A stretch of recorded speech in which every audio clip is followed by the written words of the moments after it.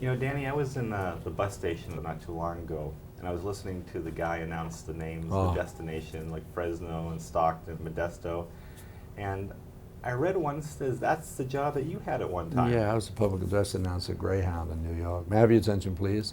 Philadelphia, Harrisburg, Pittsburgh, Wheeling, Columbus, Indianapolis, Terre Haute, Effingham, Tulsa, Oklahoma, Oklahoma City, Denison, and Dallas, Texas. Platform number 3.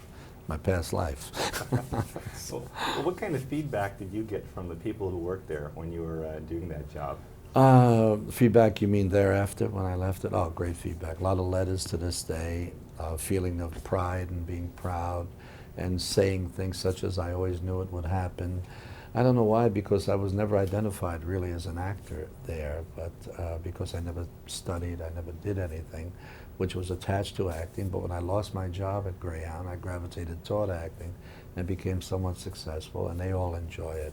I mean, I still get letters today that for people that I represented at Greyhound who say, "Oh God, we saw you on the screen, and everyone knows that I know you. We're so happy. We do. You always had it in you." Whatever, you know. But it's a good feeling.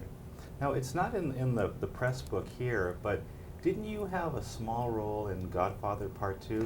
Yeah, I was the guy who came behind a character by the name of Piantangeli, who was played by Michael Gazzo. I played one of the Rosato brothers. I put a garrote around his neck, and I said, "Michael Corleone says hello." And I dragged him into a booth, but I didn't kill him. I failed.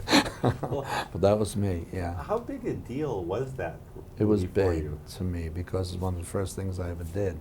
And it turned out to be an improvisation, actually, because Francis, we were rehearsing the scene. I came behind him, and for some reason, I have no idea why I said it. I said, "Michael Corleone says hello." And Francis Coppola said, "What'd you say?" I said, "Michael Corleone." He said, "Keep it in." Now, it turned out to be one of the most confusing lines because it set other things in motion in the movie that made it somewhat confusing. But I suppose that Francis Coppola wanted it to be that way. But that was an improvised line.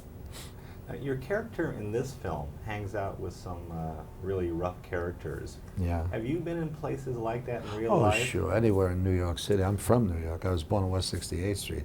Let me tell you, today, walk into any restaurant, you'll be sitting rubbing cheeks maybe with a mafia guy or some killer or some whatever. You know, that possibility exists in New York City all the time. Is that part of the I Love Big Apple campaign? I think so. I think it's somewhat now maybe overrated. It doesn't happen as often. Most of them are in jail. But I think even in the old days they had that in places like Lindy and Jack Dempsey's.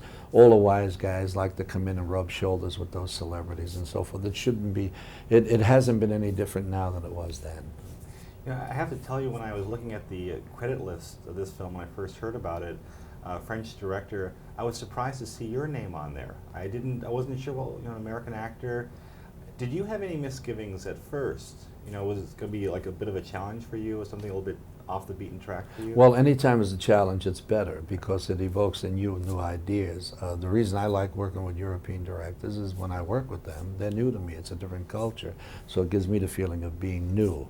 On the contrary, to what you said, working with Luc Besson was a dream. A young kid, but I've seen his past work, the latest being La Femme Nikita.